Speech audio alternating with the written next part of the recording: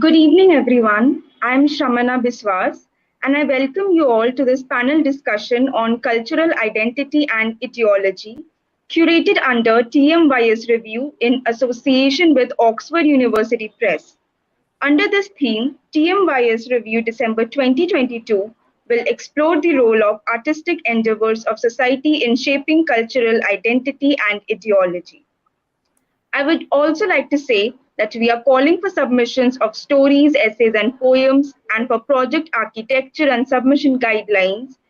Please visit www.tellmeyourstory.biz. Today's topic of discussion is stand up comedy, regional language on national stage. We are honored to have with us Dr. Margherita Dore and Dr. Izuu Nwankwo as our esteemed speakers for the panel. Thank you so much for joining us. I shall now quickly introduce our speakers. Dr. Margherita Dore is Associate Professor at Sapienza University of Rome, Italy. She is the author of Humor in Audiovisual Translation, Theories and Applications. She edited one essay collection on translation practice named Achieving Consilience, Translation Theories and Practice. A special issue of Status Question is on audiovisual retranslation, one special issue of the European Journal of Humor Research on multilingual humor and translation, a special issue on intralinea on dialect translation and multimedia. She co-authored several papers on humor in translated audiovisual texts and a range of other contexts, including stand-up comedy. Dr. Izuu Nwankwo is a theatre scholar, teacher, researcher, and essayist whose research interests revolve around African and African diaspora popular culture and performance. He is a recipient of the African Humanities Program Dissertation Completion Award and Postdoctoral Fellowship in 2012 and 2014. Nwankwo is also Izolombo Postdoctoral Fellow of the Stellenbosch Institute for Advanced Studies, Stellenbosch University, South Africa, and George Foster Postdoctoral Fellow of the Alexander von Humboldt Foundation, Germany. He is currently a research fellow at the Institute for Anthropology and African Studies at the Johannes Gutenberg University of Mainz, Germany. His Igbo language translation of Chinua Achebe's Things Fall Apart is titled Ihe Aghasa, while his other book titles are Yapping and Wording, The Artistry of Nigerian Stand-Up Comedy, the edited volume, Stand-Up Comedy in Africa, Humor in Popular Languages and Media, and the co-authored work, Beyond Resistance, Humor and Politics in Africa. Now, without further delay, we shall start with today's session. Dr. Margherita Dore, I request you to please present your views on today's topic. Over to you, ma'am. Yes, good afternoon, everyone, and thank you for asking me to join this panel discussion. I'm honored and flattered by being able to discuss stand-up comedy in a regional and national practice with outstanding scholars such as Dr. Nwankwo. Sorry if I'm not pronouncing your surname properly. As I mentioned earlier on, and as Shramana explained, I'm a scholar who's interested mainly in humor and humor translation, but I have explored this phenomenon from different standpoints, including stand-up comedy. My take on stand-up comedy is basically on the way both the comedians and the audience negotiate humor when they find themselves in events and stand-up comedy performance during stand-up comedy performances. This is briefly to introduce what today's topic is about. I'm wondering if you'd like me to go on by presenting what I was planning to to discuss, or after the presentation by our fellow panelist? Ma'am, I would like you to present your topic today, and then I would go to Dr. Izuu Nwankwo, and then after that we would conclude it with the Q&A session. Okay, fine. I'd like to share a couple of slides that I put together for you, and I have to go on full mode now, if I do this correctly. All right, so this is it. Can you all see it? Yep. Okay, excellent. Now, while thinking about stand-up comedy, I was, as I said, I anticipated earlier on, I was thinking about, well, the relationship between the comedian and their audience. And in a paper that I published 4 years ago, I was exploring, indeed, humor negotiation in stand-up comedy. And I thought that, well, it is important to bear in mind that stand-up comedy is an extremely versatile way of performing humor, which requires negotiation between two parties, at least two parties. On the one hand, you have the audience that sits through the performance and determines the success or failure of the show. On the other hand, you have a comedian who skillfully attempts to gear the audience's cognitive and practical engagement or disengagement through jab lines and punchlines or gags. The language used in this for this purpose is an essential ingredient through which the comedian-audience relationship is built. Although the comic's performance can be coupled with visual prompts, facial expressions, change of pitch, voice, etc. Stand-up routines may contain insults or quick punchlines targeting the audience, the comedian themselves, or a third party. And they can also be comments on socially inappropriate behavior. What is important to bear in mind is that stand-up comedy goers do not take potentially offensive remarks at face value. They are there to enjoy the show, and they accept the fact that the comedian might be laughing at them, but also laughing with them. In the case in which, for example, the comedian performs self-disparagement, the audience appreciates the former's ability to expose their own weaknesses, for example. And finally, when the butt of the joke falls outside the comedian audience relationship, a sort of distancing effect is created.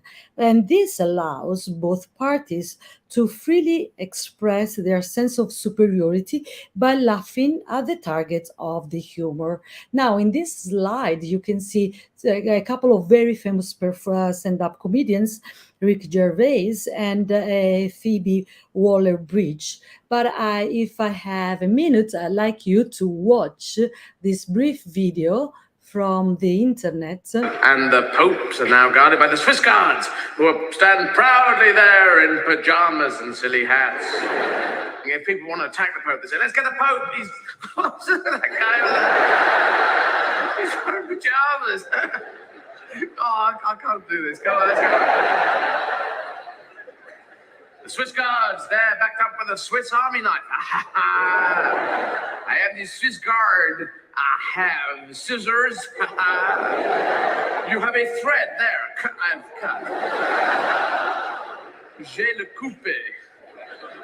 Close. I have small knife, petit couteau. I'm going big knife, small knife, big knife.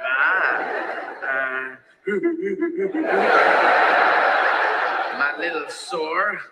I can see you with it. I can see you with my magnifying glass. Now, I don't know what this one is for. I can open a can of beans with this one in a week. Can you just hang on there? Almost halfway around.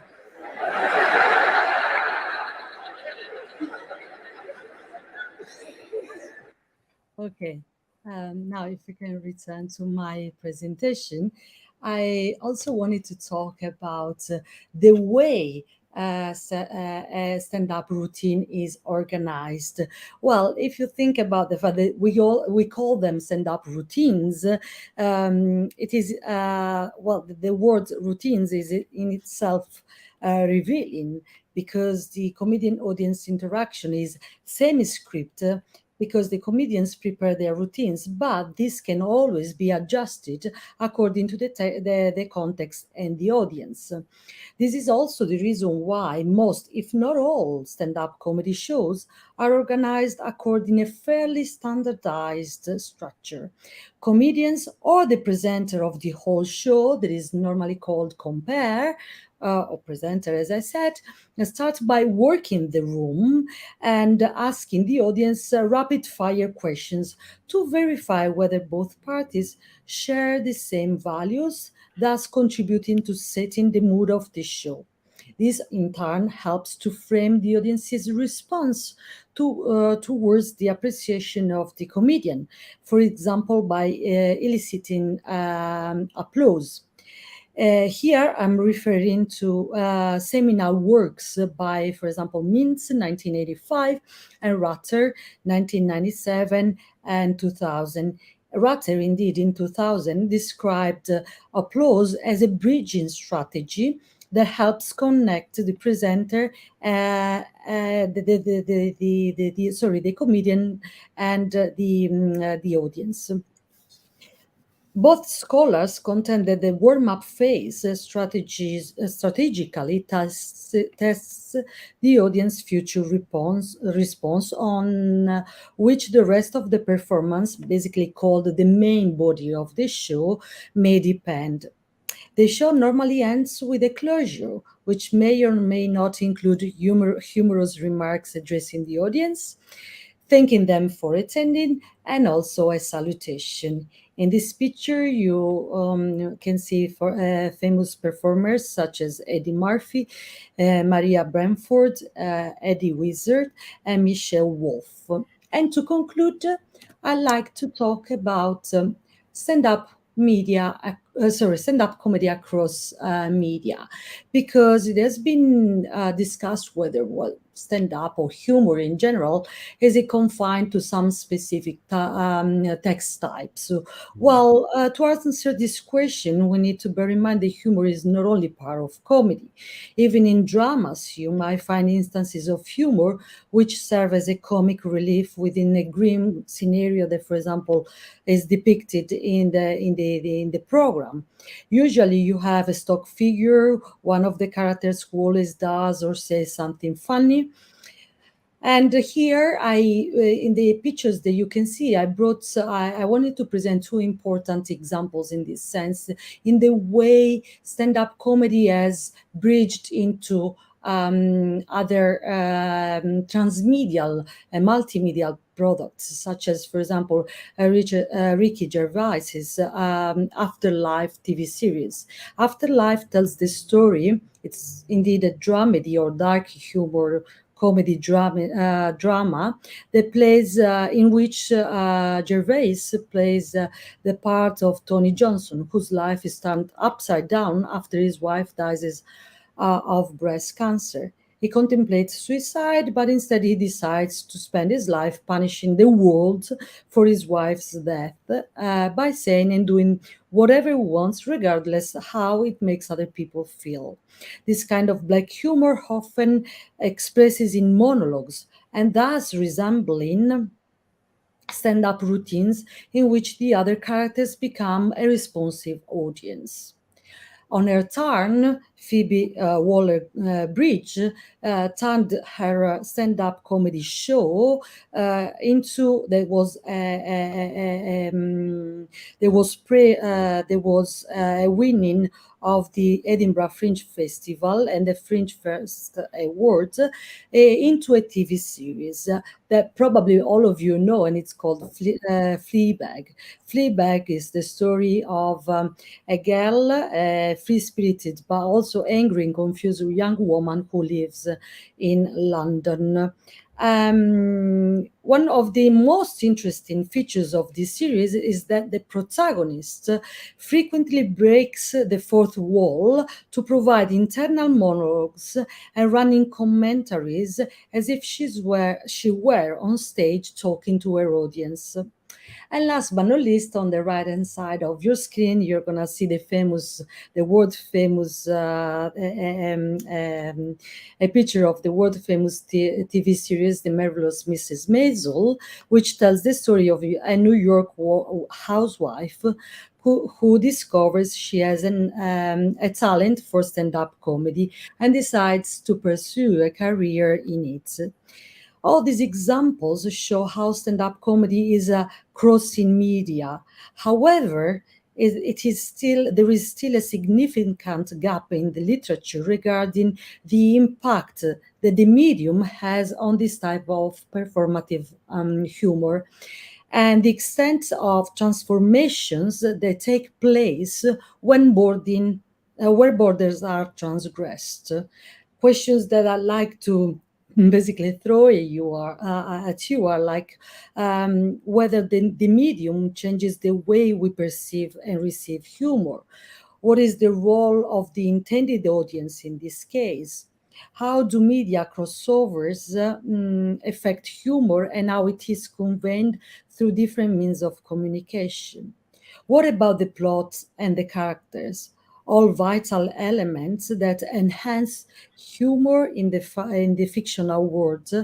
And do they change or remain the same? Are any of the scenes modified or removed? How is how are humor narratives navigated and reconstructed? At the moment, I'm indeed working particularly on Fleabag and see how the original script for her stand-up comedy version was then turned into a TV series. And this is all by me here today. Thank you. And there are also some references as that I quoted. And I might stop sharing the screen now. I hope you all managed to follow. Yeah. Thank you. And Thank you so much, ma'am, for this brilliant presentation. You gave us an insight on stand-up comedy routines, like especially emphasizing on the term routine, since it's more like a script rather than an impromptu act.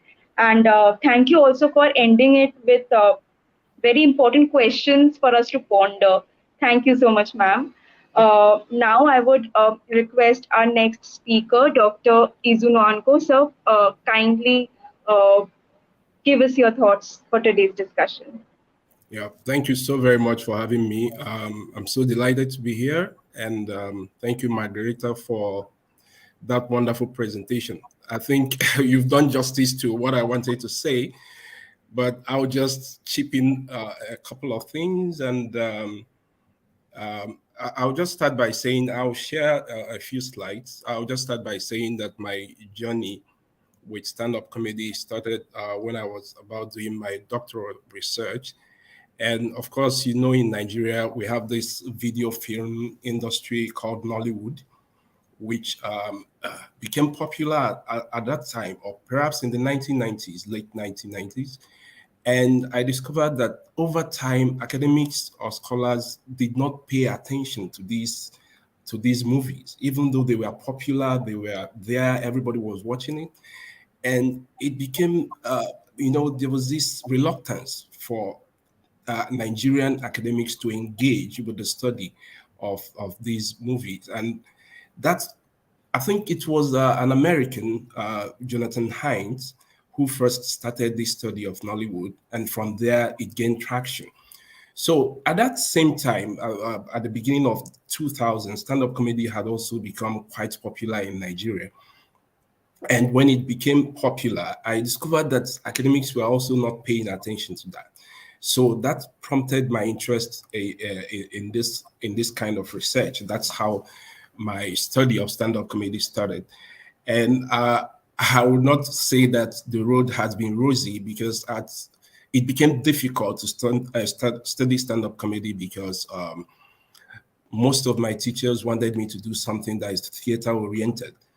But again, I had an advisor who was interested in it and also encouraged me to study it. So I'll show a few slides to slides. Yeah. Okay. Wow. I hope I'll be able to do that. Okay.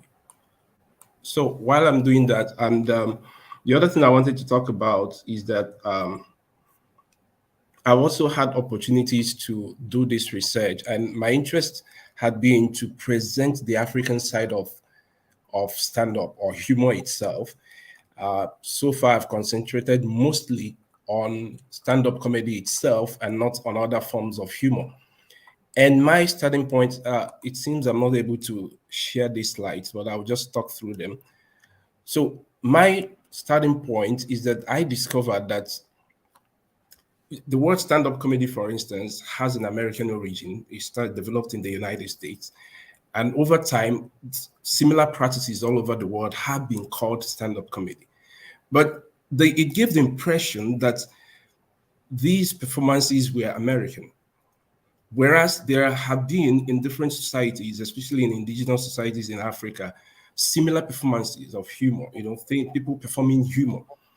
And because of the name stand-up comedy, it looked as if the performance itself was borrowed from the United States.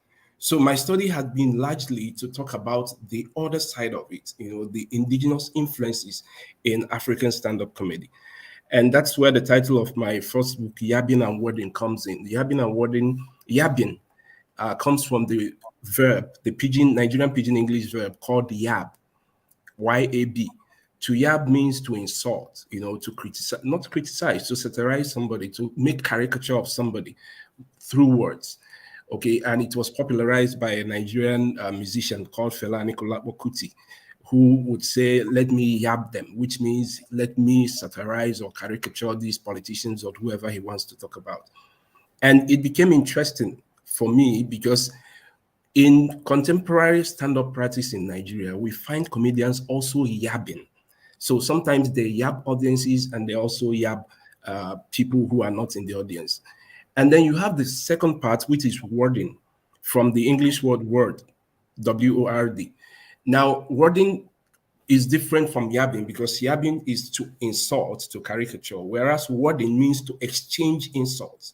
So you find these practices existing in contemporary stand-up comedy in Nigeria. And that's what prompted my interest, and that's what prompted the writing of my first book. Now, the second book is Stand-Up Comedy in Africa, where I try to also look at the dirt of study of stand-up comedy in Africa. And we held a colloquium in 2019 in South Africa, where we gathered people from across the continent to talk about stand-up practices in different countries. And that's what gave rise to the second book, Stand-Up Comedy in Africa. And then now, three things that are focused on. The first one is the peculiarity of stand-up art. The second one is presenting African and African diaspora humor enactments. And the third one is the complexities of joke performance in a digital age. Now, if I go back to the first one, which is the peculiarity of stand-up art, I look at stand-up comedy as a very peculiar form of art, because when we look at other forms of art, they do not demand the same kind of responsibilities or put the same amount of pressure on artists like stand-up comedy does. First of all, stand-up comedy is the only art form in which success is determined by how the comedian is able to stimulate laughter. And it's not only how, but also the amount of laughter the comedian is able to stimulate in the audience. So when a comedian fails to stimulate laughter, the comedian has failed in the performance. And that is the primary purpose. Nobody goes to a stand-up comedy club to learn lessons or to do, you're going there purposely to laugh. And when the comedian fails to do that, that becomes a problem for the comedian. The second one is that the comedian is often not insulated from the art. I'll give an example. When a novelist writes, the novelist does not exist in the work itself. When a painter does a painting, puts it up on the wall, the painter does not have to stand beside the painting to identify with it. But comedians tell jokes, and they are in the art in itself because they are present, they are the ones telling the jokes. The problem is that now, whatever they say, rather than people seeing it as fiction or seeing it as, made up stories that they are seen as the personal opinions of these comedians, and that becomes very problematic for comedians. And that's why people always, you have these attacks on comedians because they are seen as having these opinions that are not acceptable. The third one is that when a novelist writes a novel, you can read it 10 times over, you can watch a movie 20 times over. But jokes, they have lifespan. Once a joke is told and the suspense is revealed, then it's no more. In fact, every subsequent retelling of a joke cannot be as funny as the first time it was told. So it means that comedians have to all the time find new stories, new materials, or at least tell old jokes in newer ways in order to retain their audience.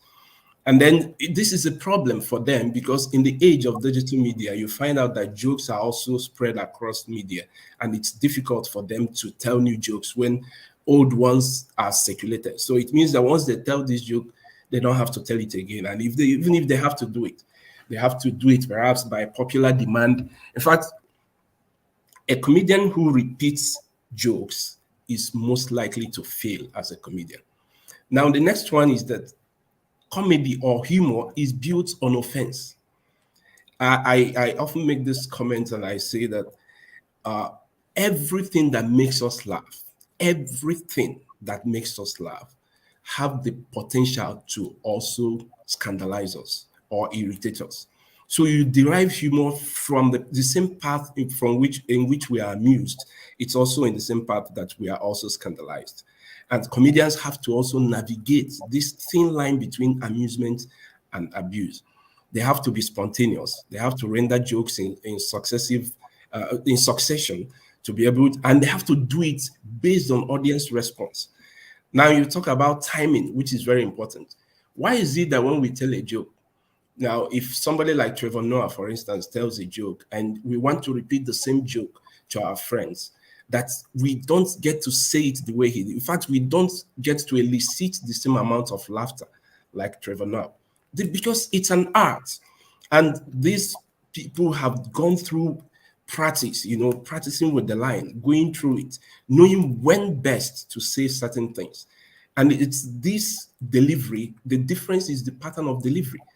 If we are not schooled in the art of delivery, then it will be impossible for you to tell jokes like professionals. And then they have to create familiarity with the audience, which most artists don't do. They don't bother with the audience because the audience is supreme. If the audience decides not to laugh at a joke, that joke has failed.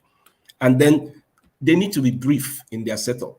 They don't have the privilege or have the room to tell elaborate stories.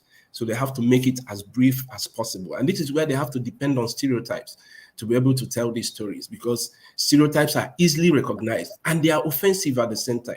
So they must find ways of navigating these contradictions. And the last one I want to talk about is that it's very difficult, but comedians do it, making people to laugh at themselves, at their own eccentricities.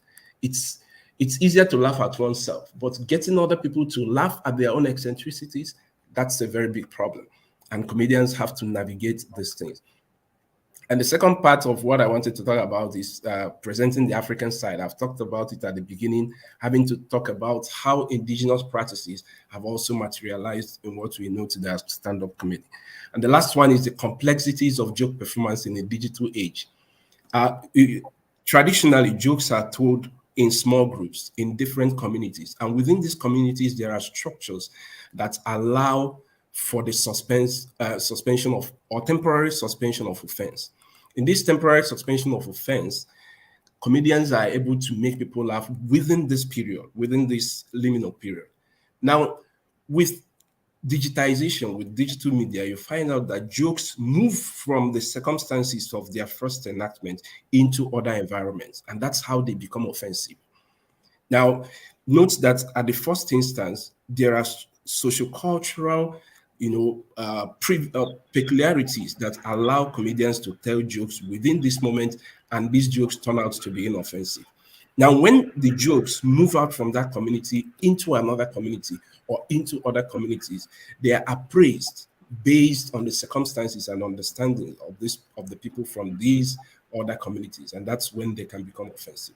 So in recent times, we've found comedians who have taken cognizance of these shifts, knowing that what they perform will go into social media, will be transmitted across several cultures, and they're able to straddle these differences and be able to tell us jokes in ways that we find that will not be as offensive as it should be. So in line with what we are discussing today, identity is very important. The identity of the person telling the joke is very important in how the joke is received. And we have an idea of what we call punch-up, where people talk of punch-up jokes. And it simply means comedians who come from communities that have been historically disadvantaged or marginalized, telling jokes, to people who are more powerful. I was speaking about people who are more powerful. And when these jokes are denigratory, they are sometimes accepted because of the history of subjugation that these people have received. So I hope to talk more about this and see if I can get my slides working. Thank you so very much.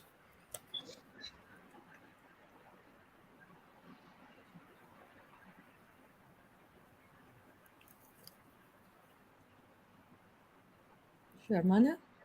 No, Yes. Yeah, Thank you so much, sir. It was an excellent presentation, and especially I liked how you talked about the difference between two kind of arts, like written, that is novel, and also the oral or performative, that is the stand-up comedy. And it was I personally really liked your presentation. Thank you so much, sir. Now, we shall now begin with the question answer session. So, my first question is to Dr. Margherita Dore.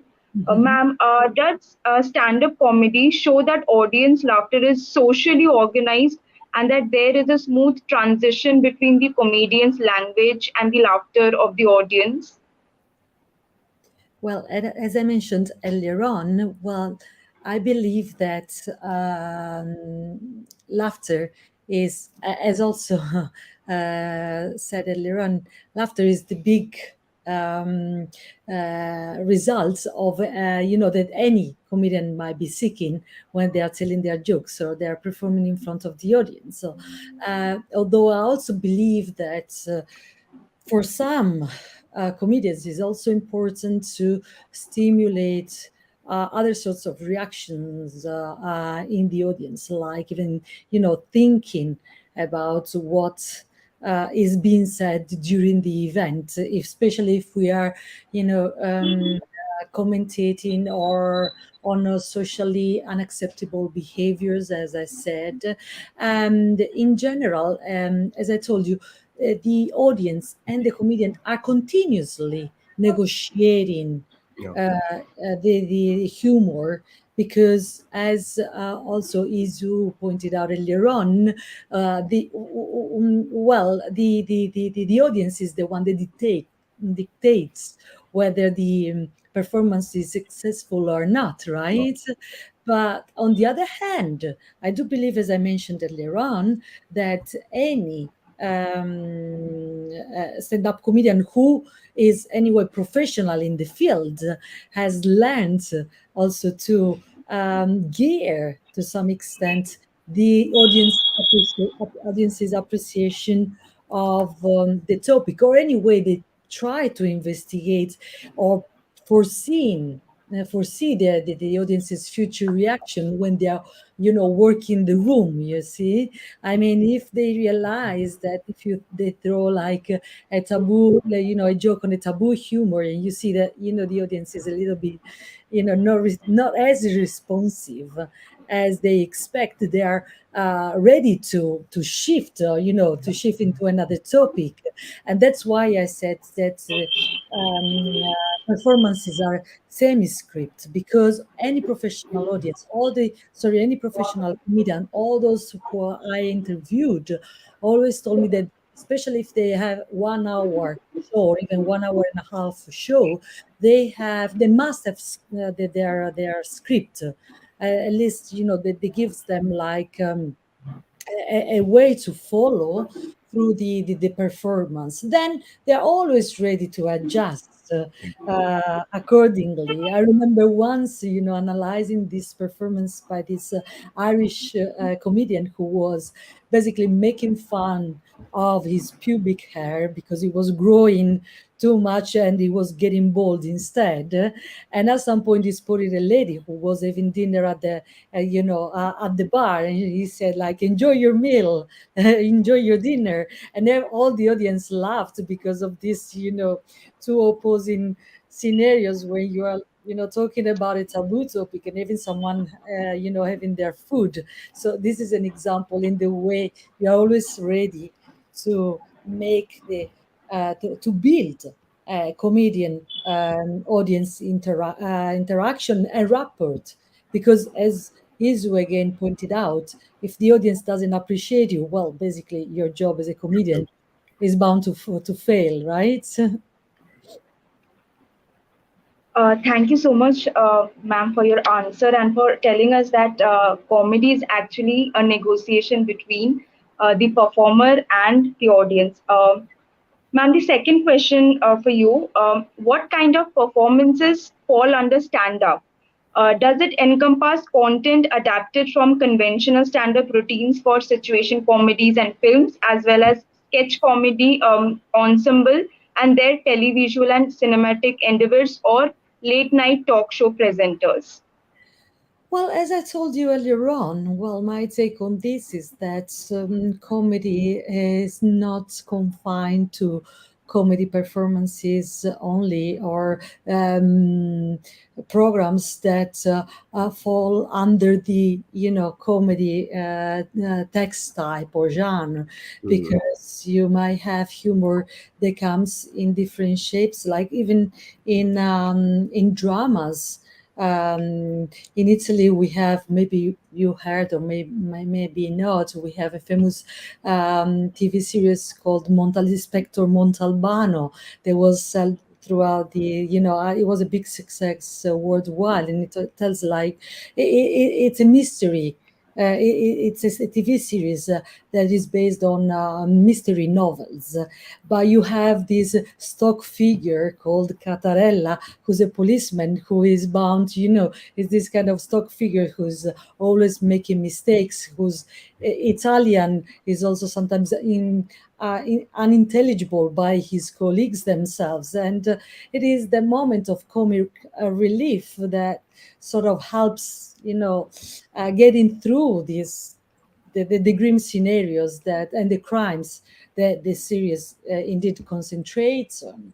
So I do believe that again, stand-up comedy, it might be used, for example, in also political programs. For example, in Italy, we have some famous programs where there are politicians who are debating important issues, but at some point you have a couple of stand-up comedians who actually utter jokes and offend publicly the politicians in the program. And obviously, the politicians have to not to take the offense at face value, or laugh or pretend to laugh anyway at what is told them.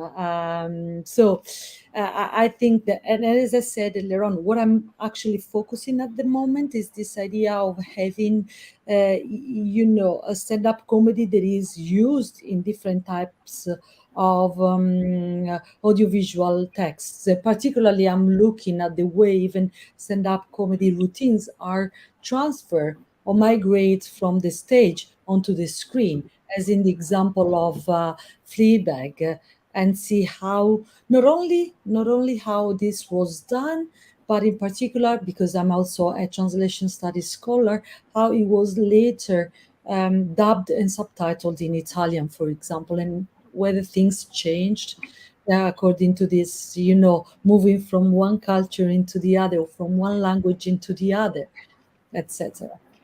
I hope this answer your question, Shramana. Yes, ma'am. Thank you so much, for telling us that stand-up comedy is something that is it traverses through various kind of stages, like be it a live one or an audio-visual one or a televisual one. Thank you so much, ma'am. My next question is to Dr. Izuu Nwankwo. Sir, what gives stand-up comedy its power as a vehicle for protest? How does uh, how do comedians make the most of the genre's potential, and how do stand-up comedians address the disparity in society? Well, thank you for the question. My response might be a little bit unacceptable or controversial, but um, I don't like putting labels on things, saying that stand-up comedy is a form of protest. Okay, I think it's an entertainment genre, and the aim is to make us laugh. Any other function that stand-up comedy performs is subsidiary. It's not the central thing. And when we talk of protest, it looks as if, okay, yeah, it's about what's protest here. I'm not saying that it cannot be a vehicle for protest, but I'm saying that it's marginal to what stand-up comedy does. Now, I think this also had also come up. There are questions about the function. What functions, what social functions can comedy do? And I think it's a little bit unfair because have we asked the questions, what social functions does literature do? Dance, music, what social functions do they do? Are they vehicles for protest? Now, the function of stand-up comedy is to make us laugh, and that's entertainment. Make us see our flaws, our backside. It can be political, it can be a form of protest, but that's not the primary thing. That's like putting a lot of work on comedians themselves. It's the novelist writes a novel, lets us see the world the way he or she creates it. The same way comedians let us see the fictional world, but they do it in a way that will make us laugh, right? So it's a form of protest. It can be a form of protest, but it can do other functions. And protest is not the primary thing it does. And I think there's a lot of pressure on comedians to deliver. Okay, there's a lot of pressure on them to deliver. And then by concentrating on the pressure on comedians to deliver, we do not also see the kind of burden that the art form itself places on comedians. So imagine that your work primarily, like we are talking, and what I'm required to do is to make us laugh here. That's a lot of burden on me, right? And that's what comedians are required to do, to make you laugh. It's a must. It's something that cannot be removed. That's the primary thing. And then people have become highly easily offended in recent times. Now, stand-up comedy has received a lot of criticisms all over the place because of what I recently, what's his name? The American that talked about same-sex relations or transgender people, uh, Dave Chappelle, was roundly condemned for what he said. I'm not saying whether what he said is right or wrong. That's not my place. But I'm saying that there's a lot of pressure on comedians to deliver. And at the same time, we're not looking at how society has become very oversensitive. Oversensitive to the extent that the materials the comedian needs to work, the materials that comedians need to work, are being taken away from them gradually. Now, I will say something that I had somebody say in a conference that we went for, and the person said the basis of this statement is that everything that makes us laugh, directly or indirectly, potentially offense. There's a potential for offense in every single thing that makes us laugh. So it's direct or indirect. It can be a thing. Reason why it's so is because the things that we laugh at are not things that we consider normal. What we laugh at are things we consider abnormal, incongruous, things that we consider not to be the norm, things that we consider to be an aberration. That's what we consider funny. If we look at the different types of humor that they talked about, the superiority, the incongruity, and this, what's the other one? These two, sorry? Release or relief. The release or relief, yeah. These first two, the superiority, there's nothing, the superiority type of humor is the most offensive, because this is somebody laughing at somebody you feel you are better than. The incongruous one is actually super offensive also, because you're talking about things that are not balanced, things that are unequal, things that are not the same with what you consider the norm. These are things that make people laugh. If somebody walks with two different pairs of shoes, wearing two different colors on their feet, everybody laughs. But then somebody who is popular wears it, it becomes the trend. So you see somebody wearing red and brown shoe on their feet, and because it's a popular person wearing it, is popular. But if you see somebody who is not popular, who is hungry, walking on the street wearing the same thing, you laugh. Look at what these people are still doing. Now, going back to what I was talking about, this person said, if you find situations about other people funny, then you have somehow lost the right to be offended when it's about you. Now, there's something comedians do.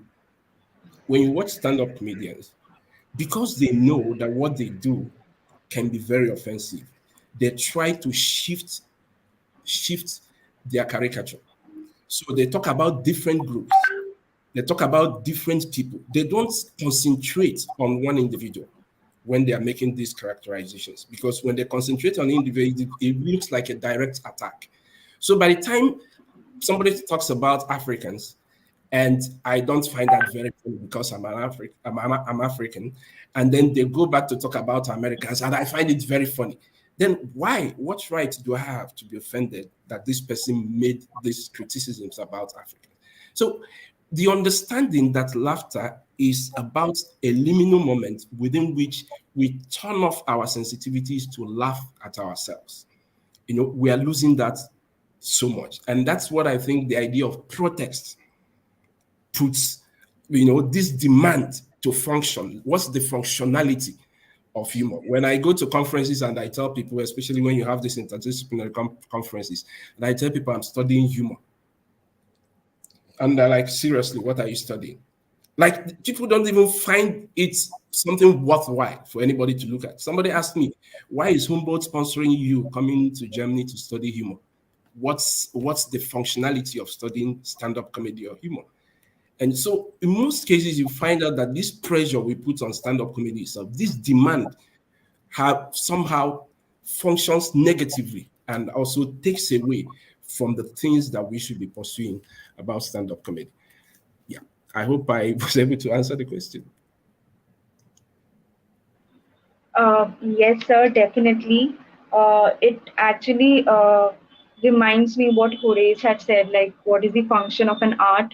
But here, the function of stand-up comedy is not to instruct or not to protest. That might be the secondary function, but the primary function is only to entertain. Thank you, sir, for this beautiful answer. My second question to you is that, do you believe that first world country comedians have influenced comedians from other nations? Yeah, this is an interesting question. Thank you for that. I actually referred to this first, when I talked about the indigenous influences on African comedians. Yeah, so I think, first of all, the word stand-up comedy has a Western origin. So we have to take that. It originated in the US, and it now looks as if there's a US stamp on everywhere stand-up comedy is practiced across the world. But again, we also have to understand that US also has this dominance in media, digital media, mass media, whatever form of media, they have this dominance. And I'll give you an example. Somebody like Trevor Noah, who is considered the most popular African diaspora comedian. I've studied his work. He's an interesting performer, but of course, Trevor Noah may not have become as popular as he is if he didn't go on the Daily Show platform, right? So he's popular across the world, but within Africa itself, he is not as popular. This is debatable. But again, why I said that is that in my recent study, I discovered that there are comedians within Africa who have traveled more across Africa than Trevor Noah has done. So Trevor Noah has performed in many parts of the world, in Europe, in the US, in Australia, all over the world, but he has not performed across Africa itself. And there are comedians within Africa who have done this work, who are better known by local people in different countries of Africa, right? So so why I use this to show how the media dominance of the US makes it look as if the practice of stand-up comedy in other areas are not as important as they should be. So for me, my study of Nigerian stand-up comedy shows me that there are a lot of indigenous content and form within Nigerian stand-up practice. Reason why it's so: there are Nigerian comedians or people of Nigerian origin who are performing in the US and in the UK, who have come back at different times to perform in Nigeria, and people did not find them funny, right? And these are people who have sold out audiences in their countries of residence or where they are from. So first of all, humor is culture-based, culture-centric. And when you talk about the influence of Western countries and what have, yes, in terms of media, in terms of every other thing, they are dominant. But in terms of local content, in terms of what is appreciated at the local level, you find out that indigenous content is better for comedians who are practicing locally. So if a Nigerian comedian or a comedian in Egypt or in South Africa picks up the lines of somebody who is performing in the US, Dave Chappelle or Chris Rock, and brings it and transposes it into Africa, he will lose his audience instantly. So the platform there works. Trevor Noah is not the only African performing overseas. There's Ursula Carson, who is in New Zealand, who is originally South African. There are a lot of people in Europe. In Germany here, I've also discovered a lot of Africans who are performing in German.